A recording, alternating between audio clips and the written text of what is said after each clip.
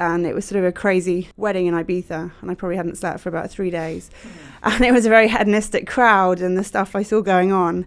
And one of the guests who couldn't make it phoned in and said, is everyone just sat around killing kittens at the moment?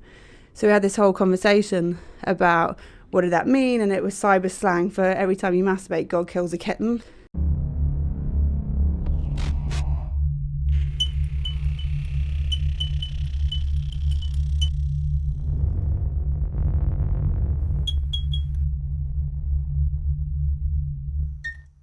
Ready? Yeah, let's do it. Greetings, everyone. It's a great day to be alive. The weather is fine, and football, I'm told, is on its way home. And we are joined by Emma Sayle, founder of Killing Kittens. Thank you very much for joining us. Thanks for having me. So we want to talk about SafeDate, which is your sort of latest project I think you've just launched. Yeah. But before we get into that, to sort of contextualise you, it may be good to start with Killing Kittens, which I think is probably fair to say that you're best known for. Yeah. So tell us about that. How did that get started? So we're coming into the 13th year of it being in existence, and it was it came from like 2005 it was launched, and I was working in PR and I'd been working in the city before that, and experienced some quite crappy sort of behaviour from men in the city. And it was kind of the time that Sex and the City was out, and summers had hit the high street, and lay-low sex toys were going into Selfridges, and there was all this talk about sort of female sexual empowerment going on, but yet the reality wasn't really happening. And I had to leave 2 jobs because of harassment, and the last one I was told that I'd be a troublemaker if I kicked up a fuss, having complained to HR, who happened to be best family friends with the director I was complaining about. So it was I was like, right, something needs to be done, and the balance isn't right. And with all this sort of talk about females, being out there to explore their sexuality more, it seemed to be all talk. And I was in entertainment PR, and I started doing the PR for the Erotica show, and seeing loads of weird and wonderful people within the adult world. But again, it was all run by guys from the porn industry to the magazines to the shows, all the different companies doing parties and stuff. And just thought, well, right, I'm going to do something different. And it was sort of a crazy wedding in Ibiza, and I probably hadn't slept for about 3 days. And it was a very hedonistic crowd and the stuff I saw going on. And one of the guests who couldn't make it phoned in and said, is everyone just sat around killing kittens at the moment? So we had this whole conversation about what did that mean, and it was cyber slang for every time you masturbate, God kills a kitten. I saw that. It's like the most famous meme ever. Yeah, exactly. So I just, I wasn't even hungover because I hadn't slept. In my slightly out of it state, just thought, killing kittens, that's great, and I love the 2Ks, and it'll be KK. And right from minute one, I just wanted to create a world where women were very much in control and empowered to explore their sexuality and not be judged and feel safe, and completely in control, and it'd be all about them. So what happened as small, very underground parties slowly and gradually sort of has built into a big online community with events online and offline. From half the events now, which are Curious Kittens events, don't involve taking your clothes off. They're sort of talks and workshops, couples retreats, or just social meetups. And then you have the full-on notorious Killing Kittens parties, which are the masked sort of semi-eyes wide shut, where if you want to get naked and shag, you can get naked and shag. So. And that's what it's become, and the online side of it has sort of taken over in the last 4 years. We've got 100,000 members online throughout the world, and they use it as a kind of social network, community, online dating platform, and that's where it is at the moment. With the first one, because I guess when you set these things up, there's a bit of anticipation of how you're going to kind of pull it together. Did you have a group of guests who are willing to kind of come on board and say, that's a great idea, we'll come to your first party? I mean, what did those first parties look like? I assume it wasn't friends and family. It definitely wasn't friends and family. It was, Uncle Bob.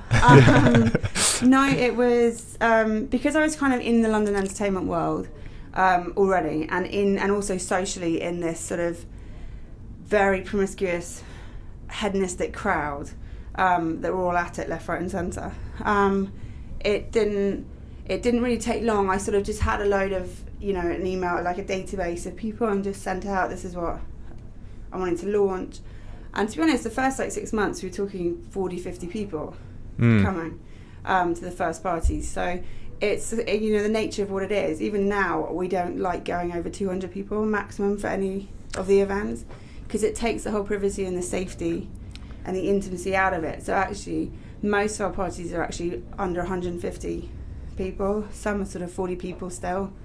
And that's how we want to keep it. So we can do more and more events. We'll just never do an event for 500. I agree. I people. think you lose the oversight then, and then you get little pods of people breaking out into sort of maybe separate rooms, and I think that's maybe, you're right, where bad stuff happens when there's slightly less communal ties. Yeah, exactly. And also, at the end of the day, the safety of the women is paramount, and you can't, it's very hard to, the more people you have, to kind of control that. And so what we say now is, if you go to a party now, it's I want them to feel exactly how it felt 10 years ago. So that, the numbers get controlled. We use the same venues, it's exactly the same format. So in terms of safety and empowering female sexuality, the USPs of the higher level, more notorious parties, am I right in saying that it's that the women have to approach the men? Yeah, so we have rules, and one of the main ones is that men can't approach girls they don't know. They have to wait for the women to make the first move, and we don't let single men in either. But does that mean in terms of a sexual approach, or just a conversational approach? Just a conversation. Right. So that's the thing, it's not a case of you can't even look at a woman. It's a case of, you can't just go up and hit on them like you would at a bar. You can go and stand next to them at a bar and sort of eye contact, just say hi. Yeah. But that's sort of it. That you have to wait for them to start chatting. I quite like the rules of conduct aspect of it, because it does make it a bit clear-cut boundary. It's like the woman is also empowered. It's like, if you do speak to that man, then you are offering up a signal now, because the rules are, don't speak to him if you aren't sure that you want it to be a progressive situation. Yeah, and it's about the females feeling like they're the ones taking control, and it's on their, it's their call. And to be honest, you go to any pubs or bars or clubs anywhere in the world, it's the complete opposite. You get hit on. Not so much now, I'm 8.5 months pregnant. But, in my 20s, you'd kind of walk anywhere you went. You'd go from the bar to try and get to the bathroom or to the dance floor. If you were wearing a short skirt, there'd be hands up your skirt, guys cracking onto you, and you'd leave the club feeling completely seedy and dirty, and But is it never desirable that a man should be able to hit on a woman? No, I think I'm quite old school, to be honest. So I think so for me, it's nice. It is nice that guys will open doors and be. I don't think chivalry's dead, and I think men actually need to feel a bit in control. It's like a masculine thing. It's just, we're just providing an environment where the women feel empowered and in control, and it's not. That's how it should be in the whole of society. It's more about basically having respect, and for the women to have self-respect and feel empowered, and also the guys to realise the boundaries and respect the females and respect. That's what it's about. So it's kind of, that's what it is. It's not a case of going, well, women need to be the ones doing everything and making the first moves just in general, because that's just not the case. It's almost like a thought experiment, isn't it? You're giving it a contextual box, because I was in Ibiza 2 weeks ago, and exactly what you said happened. I felt really bad. These two girls sort of came onto the dance floor area, and very quickly the sort of sea of men started drifting in, and each group of them sort of came and made an advance, sorted away, and some was so persistent that the girls did just leave the dance floor. I thought, well, that's so crap. You spent €50 each for a night out. Wanted to have a dance. Just wanted to have a dance, and you're getting mobbed. And I'm not going to sort of cast too many sense, but the European men seem quite forward. I think maybe English men are a bit more repressive. I don't think that's true of all of them. Some of them are intensely aggressive, but they were very hands-on without even speaking to them, and it made me feel uncomfortable. And then as a guy, you go in there, and I remember telling a few of them, just back off. and then they start getting quite aggressive with you, so it sort of escalates everything, and you're like, well, I don't know, how are you meant to marshal this? It's that piece of meat thing, and actually as a girl, when you're treated like that, then how are you meant to feel empowered or self-respect if you've got guys literally treating you like you're a piece of meat and that you've got one purpose in life? So yeah.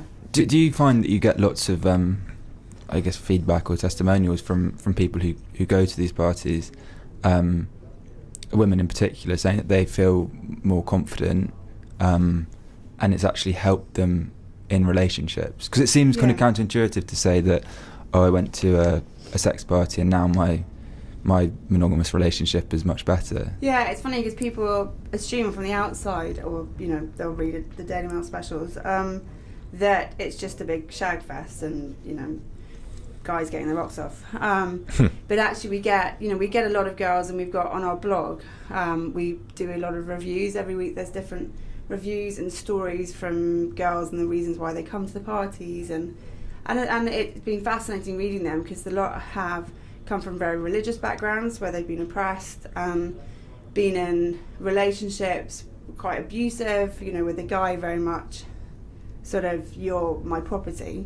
And then we've got girls that have come, have been sexually abused, and they're just, and a lot from the outside you could go, that's probably the worst place if someone's been raped they could possibly go. But actually, if you really think about it, it's, they've lost their sense of being empowered by being sexually abused, and it's getting that power back. And it's not, the parties aren't necessarily right, you turn up, you get naked and have sex. Actually, 50% of the people that come don't engage in full sex. They just come, a lot of the girls come in groups and they just dance around in their lingerie, go to the bar, chat, and they just feel liberated and empowered because they're not being hit on, and they're kind of owning it. And so there's loads of different reasons why people come, and we're always getting feedback. Well, I think quite interesting. So that was part of the research I did for this, when I was speaking to Ollie just before the show. I thought was really important and really important to identify was the work you are doing for people who have either issues with shame or having been sexually abused. And I do think it potentially offers like a first cornerstone into them feeling again that they can explore this again. With you, otherwise your option, I guess, is to just annex sexual conduct from your world and say, look, I'm not in control of it, I don't want anything to do with it. Whereas I do think there could be a really good therapeutic quality, and I thought that mission statement was really nice, and probably completely different from some of the narrative that comes out about it just being frivolous, fun, potentially destructive chaos that people go into. And I don't think people are that naive. I think it's adults, as you say, just sort of questioning the status quo in an environment that you're creating that's safe for them to do so. How has your ambitions for that changed over time? Because you mentioned bringing in the non-sexual workshop type aspects of that. Do you do work within those workshops to help on the sort of sexual abuse side? We've got, to be honest, right from day one, and I remember when I got the logo done, I wanted the 2Ks, and I said I didn't want the wording Killing Kittens, I just wanted 2Ks. I said because it's going to stand. I joked about it being like the M in McDonald's, that it's going to stand for something. And so in my head, it was always start off with small parties, and then it become a much bigger entity, but always with helping women at the front of it. The parties are fun, and that's enough for a lot of people. But there's also the serious. When it comes to women, our biggest sexual organ is our brain. So, you can have the parties where there's loads of shagging going on, but if your brain's not in the right state, or something's happened to you, or you need more confidence, if you come out of a crappy relationship, or you just want to learn, then you're not going to really get that at a party. So it was kind of, we launched Curious Kittens, I think about 3 years ago, to provide that, the non-full-on part, but actually to, if you want to learn, if you want to, men and women. So we have men-only talks and men-only workshops with dating experts on, the art of approaching and being approached, and how to treat women, and, that kind of thing. All the way through to Massage Your Man, which is, the tantric massage, a complete range. We've got an in-house sexpert and psychologist who sort of analyses a lot of the reviews who come in, and is also available sort of one-on-one via Skype to talk to couples or talk to people that need extra help. So yeah, to me it's sort of being responsible. You've got to provide that side to it, because it's yin and yang. You get some people feeling completely empowered, but then for other people it might not be the right environment to come into.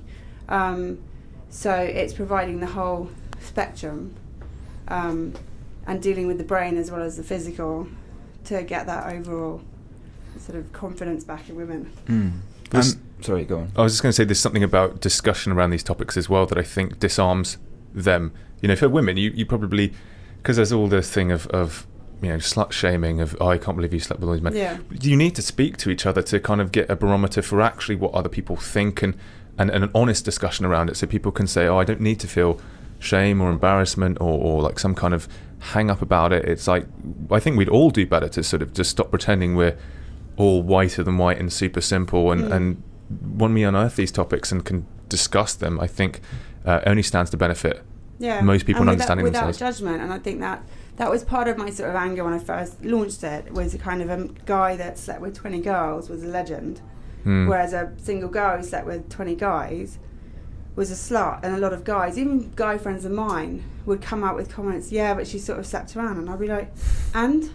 Yeah, what's your point? It's just damaged goods that can't be girlfriend material. It's sort of, it was very kind of double standards. It's got a lot better over the last decade. It's still not great, but I mean, personally, I'd rather, my hubby was a complete ass before me, but complete player. But I'd rather, end up with someone that has slept around and, got it out of his system than a guy that turns up who slept with one woman. That to me would be slightly more daunting, worrying, actually. And daunting, and thinking, he hasn't been out there and learned about himself and learned what's right and wrong and all that kind of side of things. So personally, I think it's good for, if you're single, to go out and explore and experiment and not be judged. Yeah, and providing the platform for that helps, and conversations, I guess we flatter ourselves, but like this, the more these conversations are had, the more people can feel comfortable discussing and doing these sorts of things. On the business side, your background, as you said, is in PR. Has it been, because I don't think from what I read, you got investment at the start. It was just a sort of organic growth through, I guess, PR channels. It's all been organic, and actually it's only been the last couple of years with the whole growth of our digital online side, and realising that that actually amounted to sort of 40-50% of our revenue, but yet the whole team was offline and it was growing organically, that made me think, actually this needs to be sorted, and if people get hold of it who really know their tech and digital world, then it's got a hell of a lot of potential. But I'm not an online person, so but tech and digital costs a lot of money. So it kind of has got to the point where actually, if we want to go, it's basically go big or go home. So that's why we're doing our first raise at the moment. You're doing equity crowdfunding? We're doing the crowdfunding on just Seeders, crowdfunding on Seeders. Well, presumably you've got a huge database to go to. Well, we've kind of, it's sort of, we're a bit late down the road this year on doing it. We were going to do it earlier on in the year, and the original thought was to do it on the old school investment level, and get people more on the big investors putting 100 or 200, and then it just wasn't sitting right with me. It just wasn't. I didn't feel comfortable going, and I just said, I don't really want sort of 4 or 5 big city guys. Ironically, it's putting the money in who, they're not really going to be very useful to me other than the money. And it just doesn't fit with what it's about. And more and more people, and in the back of my head, I thought we've got this massive community, and I don't really know who a lot of the members are or what they do. And more people were saying, I don't think you realise, the power of actually your community. So we put an email out just saying this is what we're hoping to do, and if you want to be part of our journey, let us know. Click this link type thing. Because how many members have you got worldwide 100,000. 100,000. That's £5 a user, isn't it? Yes. Which are already spending on parties. And But we had over 1,000 replies wanting expressing interest, and a lot of them, over 100, were like high net worth individuals who are the ones you can speak to directly. Yeah. And that made us go, well, actually, it is about community. I'd rather have 200 people feeling like they own part of it than have 5 city boys. Well, quite. It'd be a bit like Coca-Cola owning Innocent, that if your whole mission statement was owned by the city types that you said kind of abused you out of a job, then it kind of comes full circle to actually corrupting your own mission. Yeah, exactly. And also, all the girls, all our female members, and they can't put 100,000 in, but they can put a tenner in. Mm-hmm. So it's sort of, I wanted everyone to have access and feel part of it. So that's why, we went down the crowdfunding route.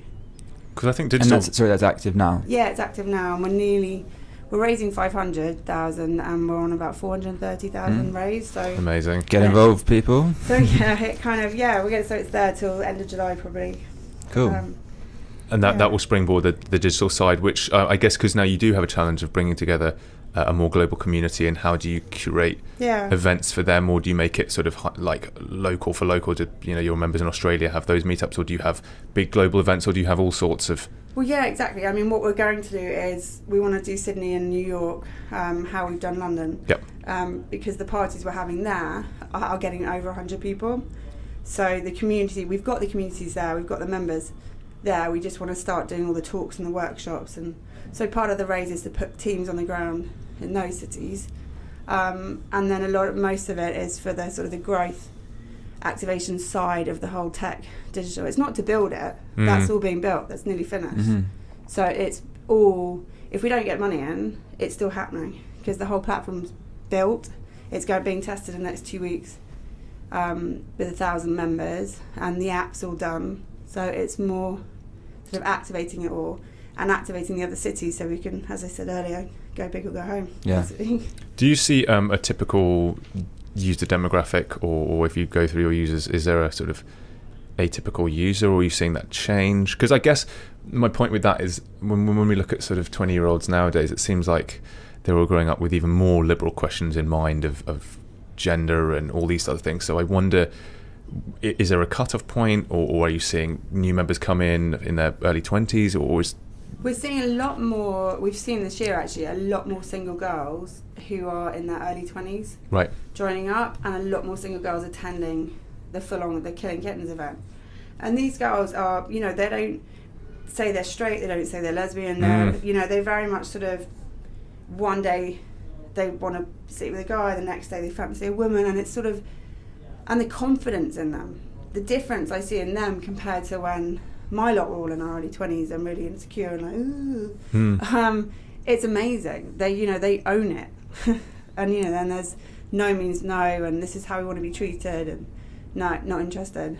Whereas our lot were more, why doesn't he like me? We want to make him like me. Yeah. So I wonder if it's shifted the other way, and it's now the 20-year-old men who are totally lost. Yeah. So there's a big shift in that, but also what we find is sort of the average age for the Killing Kittens parties is probably mid-late 30s, right. Whereas the average age for the Curious Kittens events and the socials and the meetups that we do with the Curious side is more 20s, more the late 20s.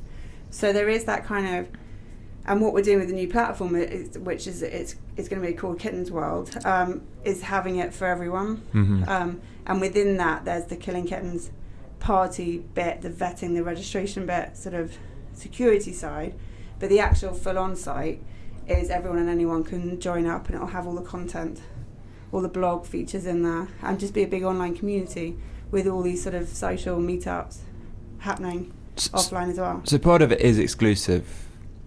But which part of it? So at the moment with the Killing Kittens side and the Killing Kittens parties, there's quite a strict sort of registration vetting process online. But like looking at what? That's got a lot to do with age. Right. And also we don't let single men in. Right. For them, all the guys have to be accompanied by a girl. It's very sort of, because of the nature of those parties, the security has to be a lot higher. But is there like a looks profile? Not really. We a lot of people have been, we've been accused of being fattest, and it's all about the looks, and we be asked for photos but we're looking for sort of just nice looking people. Mm-hmm. So people that take care of themselves, rather than, you know, if someone puts up a photo in a complete gimp mask, you know, tied up, full bondage gear and with a whip in hand, you know, it's just not, there's just a certain... Yeah, because I guess that could be misinterpreted as like going against your mission statement to empower women if you're only letting certain people in. Yeah, no, we're not. To be honest, it's more a lot of the events have different ages. So there's some that's open to everyone. There are other ones where, you know, the cut-off point is 45. Mm-hmm. And that's just what the members want. Yeah. So we'll kind of provide all sorts of. Sometimes we'll have older ones where you have to be over 45 to attend them, and some are girls only. Right. So yeah, I mean, we provide across the spectrum on that front. But the Curious Kittens events and the meetups and the socials we do with them are open to everyone and anyone. Because I think there does have to be an art of curation. You know, any good party, unfortunately, there has to be a sort of subjective decision-making lens on it. Otherwise, you know, the commercial model starts to break down, which is that people don't enjoy themselves, they don't come back, and then the whole thing ceases to exist anyway. Do you have in-party security? So will there be one or two, you know, guys just decide? And is it guys who are assigned to? So yeah, we have between 2 and 4, pretty much between 2 and 4 badge securities at the events, and they are at the moment they are guys. But actually we've thought for years, do we get a female security? But actually we've surveyed all the members, and especially the single girls that come, and actually they feel safer having a badged male security, because if there is any issues, it genuinely will involve a guy who's got toothpaste and a little bit handsy, and that needs a male security to deal with. And also I think as from a guy being there, if they see male security, then they're going to be a bit better behaved. If they see female security, they'll be like, whatever. As part of the way you grew, did you court sort of the notoriety of it? Did you like play up to the idea of it being a hedonistic shag fest, even though that's not actually what your mission statement is? But because I think understandably it could be misinterpreted that way, and you could be accused as such. Did you was it good PR, but even though it was... You know what, coming from a PR background, it kind of, I knew there was something in it from being in PR where you write press releases, you're trying to get hold of journalists all the time, there's some big scary editors, you know all their names, no one ever wants to speak to you. Coming from that background, and within a month of launching Killing Kittens, having incoming calls from the editors made me go, there's something's going on here. And it was never a case of courting. It was, you know, it's like you don't court the tabloids. They just happen. And you have no control over what they write. You have no control what their headlines are. You can, you know, it took me a couple of years to kind of grow a really thick skin, not read the comments, and just read articles and be sort of, the bits about me were completely irrelevant. I skimmed over them. It was more, how does the business come across? Is the message right? Is it going to get us more members? And that's what it, you know, it's tomorrow's fish and chip paper. That's what it kind of has always been in my head. The ones that are courted would be the more broadsheets where you're talking more of a business angle. But again, up until literally this year, we've never written a press release or phoned out to try and be courted or get media attention. It's all been incoming calls and emails and asking us to contribute and comment on certain things happening. So it's been fascinating on that level. It's only this year with the business and the raise and all the tech stuff that for the first time ever we've got a PR in now 4 months ago to do all that side of it.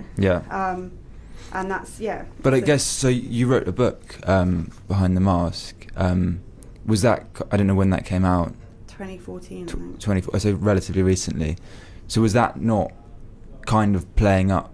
I mean, I haven't read it, but was it not playing up? You can read it about an hour.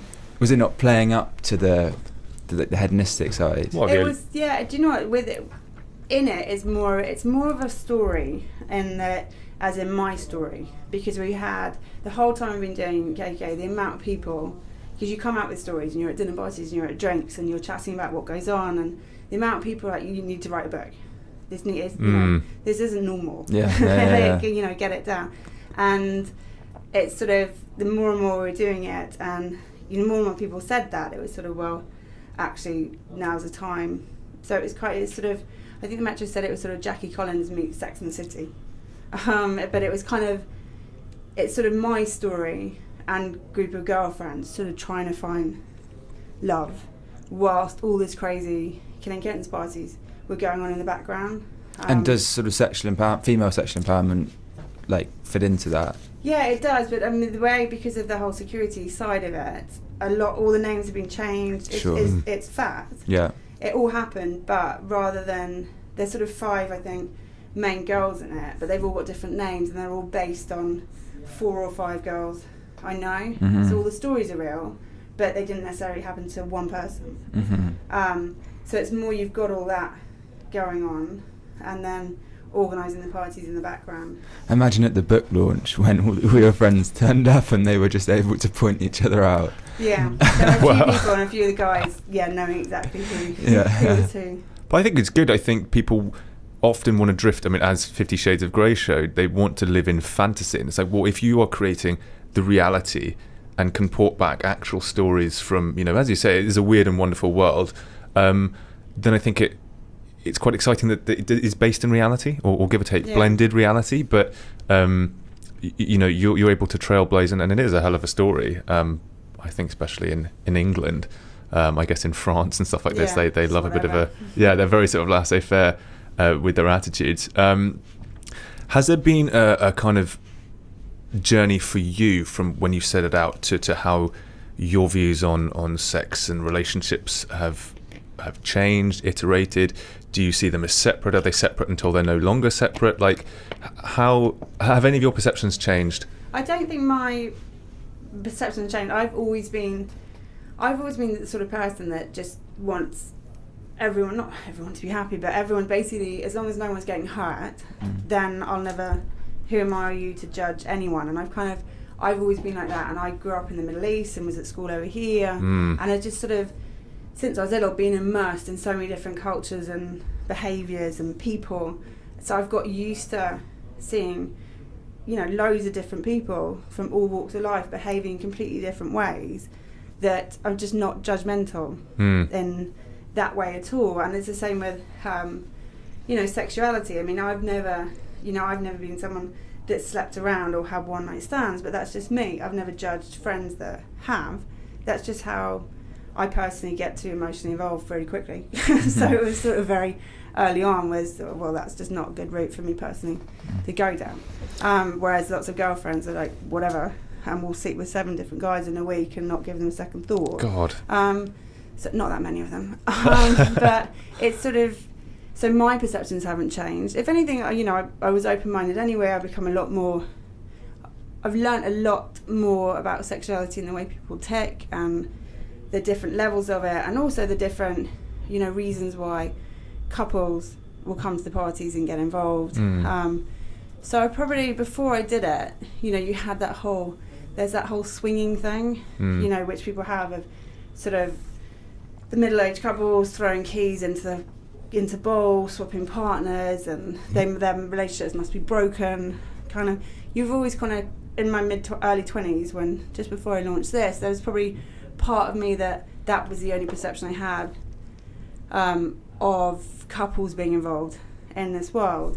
And so that side's definitely, my eyes have probably been open. And actually, I say now, the most secure couples I know, who I become very good friends with, are some of our members who have the most amazing relationships. And it's just what they do. And they trust each other completely. They're exploring their sexuality together.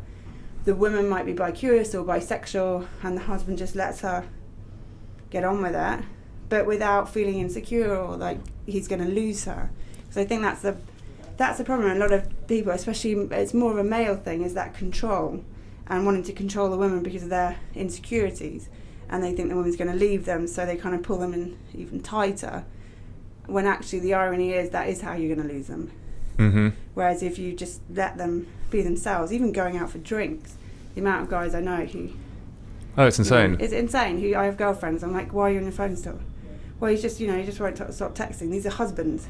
So boring for It's just everyone. so Yeah, boring. and just what a waste of your mental faculties to be Yeah. checking up on somebody. If somebody's going to play away from home, I guarantee 9 times out of 10 they'll probably get away with it. Yeah. And you'll find out when That's you what find I say. out. If they're going to do it, they're going to do it. Mm. Yeah, and the more you put up resistance, the more creative Yeah. they'll be in their problem solving. Yeah. And I have a big issue actually within relationships is there's sort of this obligation to you can't chat everything over and chat everything to death and sort of investigate the navel gazing of every thought you have about everybody who walks past you on the street. But at the same time, the obligation to sort of just, I guess, be dishonest to preserve the peace. A lot of people have to sort of go, oh no, I've never thought an impure thought about anything ever. And it's like, well, It's bollocks. it's just bollocks. And you're going to have to lie to people just to kind of keep this whiter than white. I probably check out women walking past me quicker than I have a competition sometimes with my husband. I probably check out the girls walking past me quicker than he does because it's a natural female thing. Yeah. That's how we operate on aesthetics and I want her bum. That's a great dress. She looks, it's what we do. It's a natural thing in the same way, we're all animals. Guys are going to check out girls. It doesn't mean they're going to, leave you and want to jump in their pants. It's just, it's natural and you can't deny it, and you can't, you shouldn't pretend you're not doing it. Yeah. Going back to what you were saying, this idea of people being on different levels on, I think it's called Kinsey scale. Yeah, it is. It's from 1 to 7. 1 to 7, with 1 being full Well, being heterosexual. totally straight, and 7 being totally gay. Yeah. Yeah. So do you think this idea of, say there's a married couple, the man is 1 and the woman is 3. Yeah. Right, so she has sort of some wavering interest towards women as well. Do you think, given that we're in a slightly more liberated society than maybe it's ever been before, in that married relationship, the husband will feel insecure about that and try and control her and stop her from having an outlet? Could that be contributing to, or one of the factors involved in the increased divorce rate? And do you think, therefore, that if things like Killing Kittens can allow couples like that to have a safe way of Scratching the itch. yeah, then that's a good thing? Yeah. No, I completely agree. And but actually, scientifically, when most women fall 3, 4, 5 on that scale, and that's just fact. Right. But it's been a very much, we've been in this very monogamous sort of setup of you find a guy, you get married, and that's it. You're straight. Mm-hmm. But it's the same for guys. There's been a lot of older men coming out because they couldn't, they weren't allowed to be gay, or they didn't want to, be seen to be being gay. Yeah. So there's still a lot of that. Whereas now, it's sort of society is a lot more open on that, and women are a lot, they are a lot more vocal. So it's not that kind of just sort of women know your place and just lie back and think of England and you need the guy for the financial security and which a lot of sort of my parents' generation. I'm very much that. I've just turned 40. That kind of generation of being really in the middle, where a lot of our parents are the real old school setup of the women at home, the guys working. Yeah. And I know a lot of people's parents who've split in their sort of 60s, 50s. I mean, mine are 1. And a lot of the time that the women didn't feel like they could ever leave the husband because they had no money, they had no job, they were pretty much tied, and they had nowhere to go. Whereas nowadays, we're a lot more independent, we're a lot more financially independent. We can leave. Yeah. We don't have to put up with what women used to put up with, and we have a voice and we have a say in our sexuality and our sex lives. We don't just have to lie back and think of England. And so that's making a lot more women more vocal, especially the ones that are in the middle or a bit bi-curious. So they're starting to have, be more vocal with their husbands, say this is what I'm thinking, this is how I'm feeling, and it comes down to communication. And all relationships come down to communication, even if you're both 1 on that scale. If you're not honest with each other and communicate, then that's when the PAs and the gardeners affairs come into The tennis coach. The tennis coaches, exactly. or in my dad's case, the Polish masseuse comes into the picture. So it's, what I find with a lot of our members is that openness, and that they've had proper conversations. Yeah. And the guys have often realised that, if they don't, communicate like this and allow the woman to scratch the itch to go out there, then they probably will end up losing them. Sorry. So I was going to say, could that raise a question of parity? Because in a sort of, let's take it back to a grayscale sense, the guy abides, he's comfortable with the idea his woman would like to explore her sexuality. It may flip between, wanting to go with women. I imagine it'd be more difficult for him to say, I understand, want to sleep with other men. With other men, then you've got a problem. Yeah. But then, if let's say he's the one, and he goes, well, the issue is here, I can't feasibly go and sleep with other women to explore what I need to explore, yet you're spending, let's say, 2 evenings or 3 evenings a month now sleeping with women. If he turns it into a point scoring exercise, how does he possibly get an outlet? What would you recommend a guy does? I had this conversation with it was a couple about a month ago, and she was saying that not married, but they've been together a couple of years, and she was saying she likes girls. She wants to be with a guy but likes girls. And I had this conversation, and it was quite a heated debate in the pub, that she wants to sleep with girls. Not all the time, but just that's sort of something she likes. And he said, well, if you do that, I should be able to just go out and sleep with girls. And she went, not the same. It's not the same. Yeah. That's competing with me, and that's as in her. And it's the same thing. Her sleeping with other girls is completely different. Yeah. And it's not actually in competition. It's not the same thing. It's a different want. It's a different need. It's different turn-ons. It's a different physical action. The guy was like, well, I'm not interested in sleeping with guys, so I should be able to. If you sleep with 2 girls, I should be able to sleep with 2 other girls. Well, I think he's wrong, but at the same time, it's like, what is the outlet? Do you know what I mean? Because there is that simple time outlet that you have intimacy with a girl. They'll be, chatting in bed, laughing, whatever else, all the other things that come with it. And then it's like, well, if he's an absolute zero in terms of other engagement, it's quite hard to know how that would balance. He said, well, could I, would I'd want to watch? And she said, no way. And that's when I stepped in and said, you've got to bend a bit. Yeah. You can't. And actually, that's what a lot of the couples who do that do, is that the guys will be around, or the girl lets them join in, the guys join in, but not have full penetration. So it's sort of, the guy can, it'll be more of a threesome, in order to get that girl on girl action. And the guy can sort of mess around a bit, but they have kind of, they all have different rules and different boundaries. And I think that's the main thing. Again, it's the communication, that they've decided what they can and can't do in this setup. So the guy isn't suddenly going to start shagging a girl if their rule is he can't do that. And in the same way, the girl can play with other girls, but she can't just suddenly start having sex with a guy. So that's where you get in trouble. You've got to have very clear rules and boundaries of what you can and can't do. Yeah, it comes down to communication and sort of maturity of communication. There was a good podcast with Sam Harris and this guy called Jeff Miller, who's a psychologist, I think, but he's a polyamorous, which isn't a polygamist. And he was saying, so he described it as pair bonded to one woman, and they're like, that's his like closest relationship, and he'd do anything for her, etc.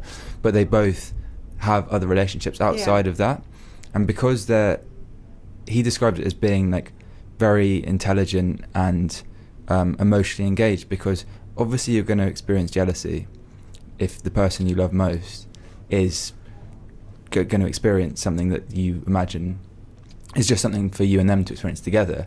But actually, if you want what's best for them in the world, if they want to explore that, you should give them that outlet. And so as long as you can be self-aware about those emotions and be intelligent enough to rise above them, then he argues you can make a very, very stable relationship, despite the fact that polyamorous couple, they're on the up, as in more and more people are doing that, because also you realise, more and more people realise that there's been too much of this, you need one person and that person can give you everything. Yeah.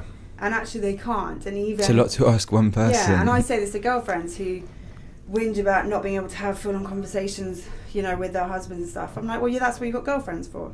Yeah, you know, actually, yeah. you've got different people for different things. You shouldn't. It's when you put everything into that one person and expect that person to be this perfect human being who is the one you talk to about everything, that you travel with, you do all your sport with, you do, you know, it's the be all and end all. I think that's when it gets dangerous. Yeah.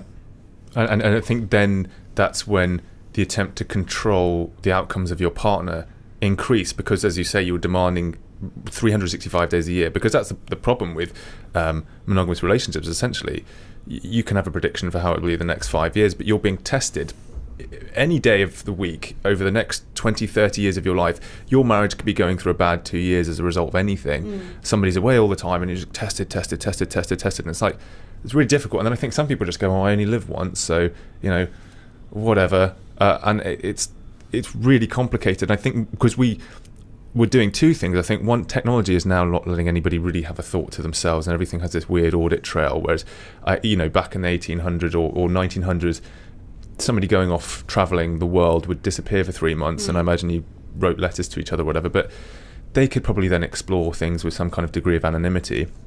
And two, we're eroding community structure as well. So you're not getting that, I'll just, you know, speak to my neighbours or speak to the people in the village about other things. It's that responsibility, and that's, you know, that's community is a massive part of our setup. And I think society now, you're not answerable to anyone. It's very, you know, transient. There's no community, so actually people behave like assholes because they're not part of a community. And also at the same time, you get people who are really lonely, and we get a lot of girls and guys who, you know, who move to London. And they like the Curious Kittens side of it because of the social side, because they're like, we've been in London a year and haven't really made good friends, and we came in not knowing anyone, and they want that community, who will have your back, who will be there if whatever happens, but at the same time who will not let you get away with stuff, who will tell you if your behaviour is out of order, and you need that. That's how, you know, that's how society's always worked. It's how tribes worked. It's how, you know, third world works. It's, you know, it's very tribal. It's very community based. It's, you take responsibility. And the problem with the Western world, and a lot of it is the digital side, is people can behave like assholes. Yeah. And they can catfish, and they can pretend to be things they're not online. And you know, it's very sad. And you hear about, you know, you hear stories all the time. You know, we did a big survey on the whole dating side of things, and it was something like nearly 60% of people who are online dating admitted lying about stuff on their profile. It wasn't like 10%, it was 60%. It's, you know, that's a lot. It's a lot. That's actually probably a good point to talk about your new project, because I think the dating world is changing, and now it seems to be comfortable with the idea that technology is mediating these interactions. And as you rightfully point out, I think the profile is the fishing line out to try and catch the fish, and people will put everything they can forward, best photos, best this, that, which always sets an expectation up here, and then it seems when people go on these dates, the reality always falls short of what they've used to try and catch people in the first place, which makes sense, because you put your best foot forward to catch, you know, the best potential partner. Yeah. And then I also think the issue with, you know, a dating app is you're sat opposite somebody having to make a decision about the next 40 years of your life within one meeting, whereas, you know, well, no, but you have to then say, is it worth going on a second date? Is it worth on a third date? Whereas if you meet somebody organically, let's say, I guess people meet through work, people meet through friends, you hang out with them more and more, and then you grow to sort of like the idea that you may like them more than you thought you did. Yeah, which is a really nice way of looking at it, rather than going, this has to justify a next step. So you're coming in to tackle the issue around dating with your new app, your new project. Could you explain that to us? And so it's an app called SafeDate that we launched last week, and it came about as a bit of a byproduct in that we have these community groups, these forums, chat groups, which have sort of over 50 people in each one, and we have a couple of them that are girls only, and we were finding that a lot of the girls in those groups were going on these Tinder dates and hookups, and they didn't really want to, they're a bit embarrassed to tell their friends they were going for a quick shag, so they'd basically say on these groups that they're going off to meet this guy and here are his details, and if they don't check back in to the group by like midnight or wherever, to send out a search party. So we were seeing that happen loads, and we've all, everyone's done that when they've been on dates and stuff. And so we were seeing more and more of that happening and thinking, well, with our new platform we're building, that we need that technology in there so that people can register that they're going on dates and all the details and decide who their safe contact people are. So in the event they don't check back in to the site, then their safe people will get a message with all the details on so they can come and find you. So we were doing that, and then after discussions in the office, it was more actually, it's the kind of thing you want teenage girls to be able to use. And it doesn't have to be dates, it could be play dates, it could be going to the cinema, age 12, going to the cinema with 5 friends, and you have your parents on as your safe people, and they just know that, you're being sort of tracked and, where you're going and register, and then you log back in. And if that was the case, then no parent's going to allow the KK app to be downloaded onto their child's phone. So we decided to do it as a completely standalone app that's global and open to everyone and anyone. So hence the SafeDate. And that is a very simple format. You go on, you register. You can register via your Facebook profile.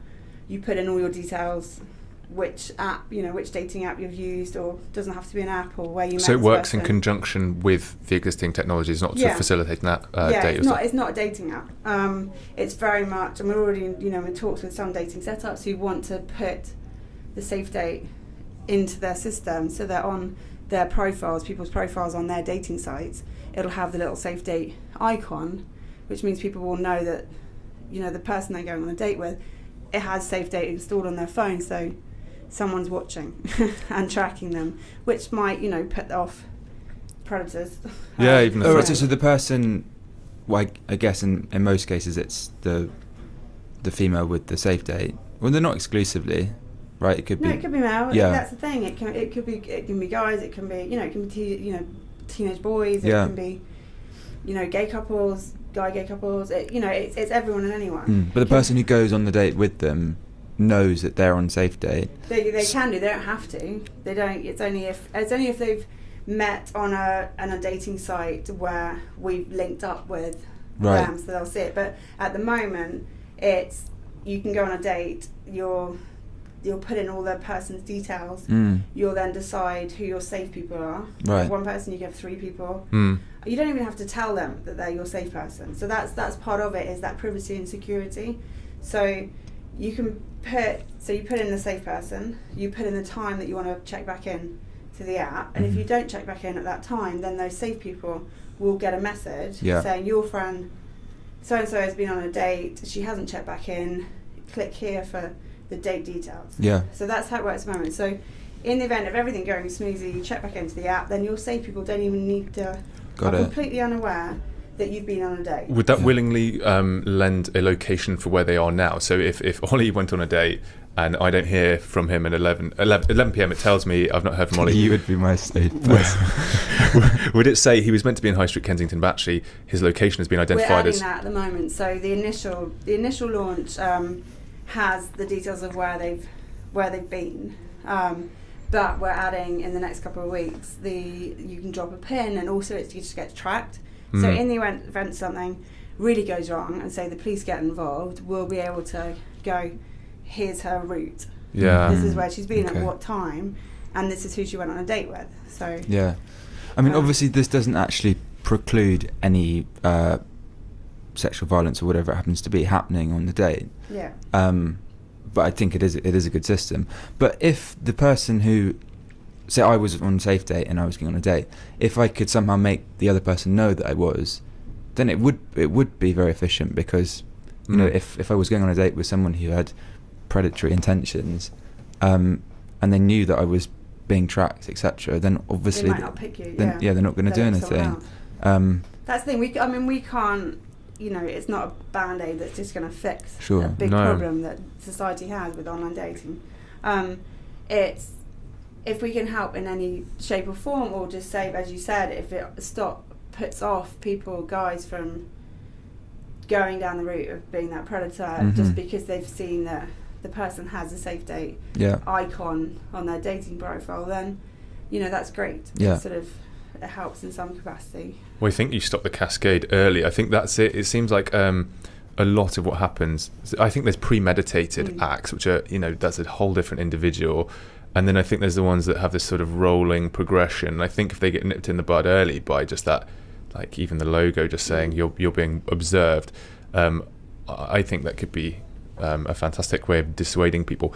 Will there be a reverse audit side of things, which I guess goes into a more murky territory, that if you went on a date with some guy and the feedback's generally becoming, we keep getting like flash up signals of people being alerted every time, what does one do about that? What, the same guy? Yeah, so the same guy keeps... That's another thing. So we've got different things we're adding, and actually one of the bits is if you have had a bad experience, then you can flag a person up and it'll be anonymous and they won't know. But in the event of the same person gets flagged up by X number of people, right, then it's we might be able to hand over the details. Interesting. Yeah. Well, necessary, but I guess also it's like raises some. But there's the whole GDPR side of things though, and the data, the security and that we've had to it's been a lot of minefields we've had to navigate round on that level when you're dealing with people's personal information. So there's only so much we can and can't do, but because it's anonymous, because it's tracking your phone and your whereabouts and that information, and also if the police do get involved, then you have to hand it over, and that's not an invasion of privacy. It's going, well, this was her route, this is where she's been and who with.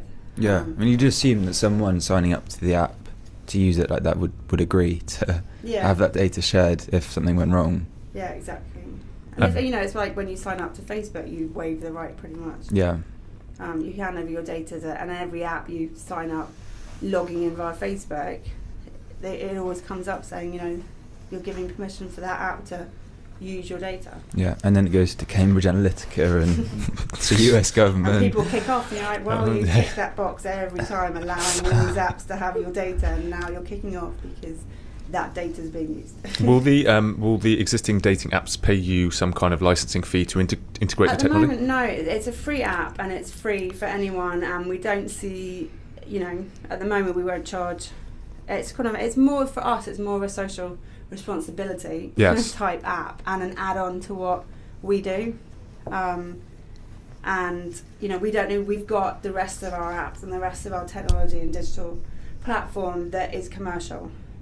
So, but there's loads of different angles, and one of the another angle that we're looking at is actually integrating the SafeDate into pubs and bars and having SafeDate friendly venues, so that they have a certain application tech within their system. So if you log in, say you're going on a date in this bar, then that info will come up at the bar, so the bar will be aware that these dates are happening. Yeah. In their venue and what the person looks like on the date, so they can, they'll be able to make sure they're all right as well. Do you have any designs, because this is a great sort of custodianship of people going and potentially endangering stuff. Do you have any designs on tackling the workplace issue, having experienced it yourself? Have you had any thoughts about how you might try and reconcile workplace harassment or? To be honest, it's a tricky area unless you're within that. It's business by business, right? And it's people being within that business, and the HRs and the women themselves in that business, and also the guys. Actually, the whole thing with Me Too. I think from talking to male friends of mine who and a lot of them are senior in the city, and so, it's made them properly step back and realise that men have behaved like utter arseholes, and it's not acceptable. It was like, well, that's just how it happens, and it's made them probably think twice and go, well, it shouldn't happen. That's the bottom line. That's just how it occurs, that's just what happens, is no longer a valid excuse. So that whole culture, it needs to change, but the people within it can only change it. So we can't do anything to help a big city bank. No. All we can do is empower the women, and a lot of our members are city women, and empower them and make them feel more confident. And the minute they feel like that, then they won't put up with it.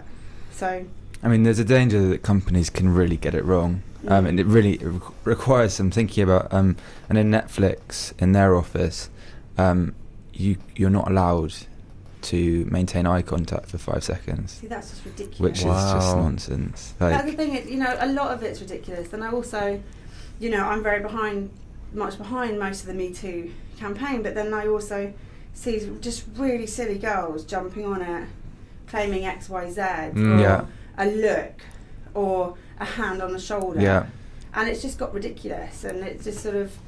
It's very obvious what is acceptable and what's not acceptable, and general slight banter. There's got to be some kind of interpersonal chemistry where you'd have that with a guy colleague where you can take the piss out of each other or be matey. And you need that office banter. or even flirt. Like guys definitely flirt with each other. Yes, and like it's like an important. When I was working, and even though there was always it's always good to have some office candy that. It would make your day a bit better to do a bit of flirting, but there's a difference, between that and, say a guy, one of the directors I work with who sort of made me sit right next to him and was always saying, well, put your short skirt on tomorrow because we want to win this pitch and I need your legs out. And it's like that. I lived with 5 rugby guys at university.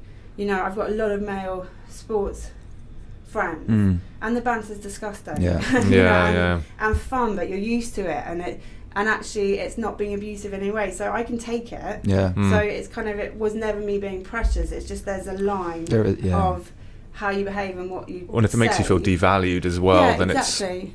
I just thought, no, I'm not going into a pitch as the token piece of meat to look good, and if that's what you're selling your business on, it's like, no, that's not how it should be. I think Me Too has been good in that, as the people you alluded to, it's made them sort of rethink some of their attitudes, and hopefully that will continue to produce a sort of a change in the way some men think. But also in part now it's maybe become a bit retributive, and so it's a sort of failure of conversation, and as you said, people are just even lying sometimes just because they want a bit of publicity, or they just want to get revenge on someone, and that's when it becomes dangerous, and that's when it makes or it could make men disappear into a shell where they think, okay, there's this thing called the Pence rule. I think it's some guy in the US. He says that don't take any one-on-one meetings with women because you could be called out. Which is ridiculous. ridiculous. It's also bad for women, because if they're not allowed to take a one-on-one meeting with someone who could potentially advance their career or invest in their company, whatever it is, but if that guy feels like he can't take a one-on-one meeting with her because he might end up. And it shouldn't be. I don't like. It's them and us. I don't. It's just people. It's humans. It's people. We should have the same, opportunities. The same. And I always say that people say you're a feminist. I'm like, I don't like the word feminist. It's an ist. It's sort of like a. But yes, I am in that. As long as we have the same options, the freedom to choose. Whatever we want to do, if we want to work, if we don't. But in the same way, I have an issue with women that judge the stay-at-home mums. Like, if that's their choice and that's what makes them happy, and that's been their drive since they were little, then they're no less than a 24/7 career woman earning 200 grand in the city. That doesn't make them any better women. It's that choice. And I've got one daughter already and another daughter incoming, and it would be great if they were, but then at the same time, if that's not their drive and not what they want to do, as long as they're not lazy, and as long as they don't assume that some man's going to pay for them and that the world's going to fall on their head, then they can choose whatever they want to do and whatever they want to be, and that, to me, that's the feminist side. It's having that choice and that independence.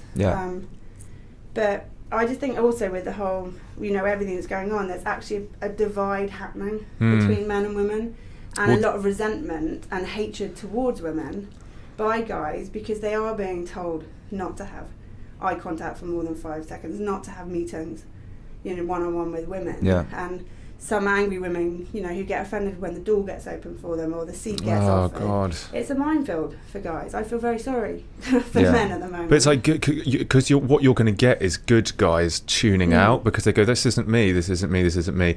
And unfortunately, they're also some of the ones that contribute to the solution as well, which is, they can police other men, which is important. Because the breakdown of manners, I think, is actually useless. I think manners stood to show signals of intent later on. If somebody was polite or could do something like open the door, it's like, okay, it's not about I can't open the door myself. It's about just a way of doing that kind of social it's respectful, and it is manners, and it's disarming. It's going, I'm willing to acquiesce, do the right thing, so hopefully that will continue. And if somebody didn't have good manners, I think you could audit them way before. If somebody barged through the door, you can go, okay, I don't want to progress this conversation or any kind of relationship-based discussion with them because they clearly don't have the basic principles. And as guys, we try and use that as sort of a measure of showing our intent. No, there's a lot of girls that take the piss, and then it's not helping in any shape or form, and it is creating this fight that shouldn't happen. It shouldn't be an angry thing. It shouldn't be a hatred thing. It shouldn't be a fight. What's happened over the last year is actually really exciting. And we've got more of a voice and more opportunities, and we should be embracing that, and guys should be embracing that without any resentment and without women man bashing. It's not needed. We shouldn't have our independence and this freedom at the extent of you guys not being happy. It's sort of it's not yin and yang. It's like both of us going forward together and working in partnership. Yeah, it's communication, conversation again. I'm going slightly conscious of the time. Do you want to move on to the dose bit? Yes, indeed. So I guess the next section will be quite interesting to chat about is see what's guided you. Have you got time? I haven't got a watch on. It is 20 past 11. 20 past 11. Probably about 15 minutes. Yeah, it shouldn't be longer than 10. Fine. Cool. Yeah. I guess to dive into more of the entrepreneurial existence that you've gone into and what steered that or helped educate you through that. I also know that you am I right in thinking you do ultramarathons? Yeah, so I do. I run a big group called the Sisterhood, and that's been going on sort of the length of time as Kittens. It's always been the yin to my yang. Right. And I've always been a sports nut. And the Sisterhood is a big group of girls, and we do lots of crazy sports events and social events in aid of various kind of women and children's charities. Is that stress relief for you? Does that just let you clear your mind? Is it just getting some... exercise, exercise has always been my thing. I was a sports nut at school and at university. I did sports science, and it's always been my outlet. And even now, I've exercised throughout all pregnancies, and even now I swim about 5k a week. And it just sort of, it clears my head. It kind of, I try and do it in the morning, and that repetitive side. I used to be a bit of a gym bunny, but got quite obsessive after uni, and it wasn't healthy. You can do that. So I got more into triathlons and the running outside that got me into the ultra marathons or open water swimming, and that and I know I'm built more for. We joke that it takes me 5 kilometres to warm up, and then I get faster and faster. And it's my thing, and that repetitive sort of running or swimming is when I do, especially swimming, it's when I get a lot of the work done in my head, or I can be angry about something, but by the time I come out of the pool or the lake or wherever I'm swimming, it's sort of, all the priorities are right and everything's sort of back in place, and it's just always been my outlet. It's interesting because you're right, with the gym you can kind of become your own taskmaster, and it can become very rigid or ironclad, but I do think touching base with somebody with a sense of physical personal achievement does make you just sort of reassess your priorities, or just say, it's not worth it, or I'm taking myself on a crusade to make sure I'm healthy and doing stuff differently, because I find that work can get very obsessive in its own way as well, and it's like... Yeah, you need the outlet, and also it's discipline. And I say, to people that exercise, I can't remember the stats, but there's a very high percentage of CEOs actually played team sport at school and were in first teams or university. They were sports, and that's the thing. And it's being in that team, and it's that you know, it's the drive and the motivation and the working together and people having different positions and different skill sets. It's actually that sports thing is very transferable into the business world. And do you have any advice, I guess, for especially in these times, female entrepreneurs and leaders that you could impart that's been useful for you in terms of growing your own business or just interacting with? I think, one of the things is, and I think that's, you know, there's this argument that there aren't enough female CEOs or female entrepreneurs, but a lot of that is women, we doubt we don't have the confidence that guys have. We have that self-doubt and the niggles and, well, we can't do that, or, you know, women have just had, you know, 2 babies and they want to do something themselves and they're like, oh, we're never going to be able to do that. Men are much more sort of, they're testosterone and gung-ho and we can do it. Chances as well. Yeah, exactly, sometimes. and taking risks as well, and that's just fact. So I'd say for the female ones doing it, I always say you just got to go for it. If your gut is telling you it's a good idea, and that you really really believe in something, you've just got to go for it. And I say, think about what's the worst thing that could happen. You know, you might have to go back to a 9 to 5, or if you're single and young and you're starting up, you might have to sleep on your parents' sofa because you can't afford the rent, or a friend's sofa. If you can deal with the worst case scenario, then you've got nothing to lose. Just go for it. That's sort of what I did with mine. I thought, well, if I can't pay the rent, then I've got various people's sofas to stay on, and I'll give myself a couple of years. And at the same time, especially on the women's front, you know, find mentors, find women that are much further down the line than you. So people that have maybe been running their business for 10 years or 5 years, and just talk to them and ask them what they do differently, what they've learned, what they think are the most important things right at the beginning of setting up, and have the sounding board, because it's very lonely. I didn't, and it's kind of something that maybe looking back would have been really helpful, but it was I was in a very male industry, and actually too bloody minded to really care. So what anyone else thought, but I know a lot of women who are starting out, and you know, I'm mentor to quite a few girls and get random emails from people I've never met, and will always have time to chat to them. We could do entrepreneurial kittens. Yeah. So yeah.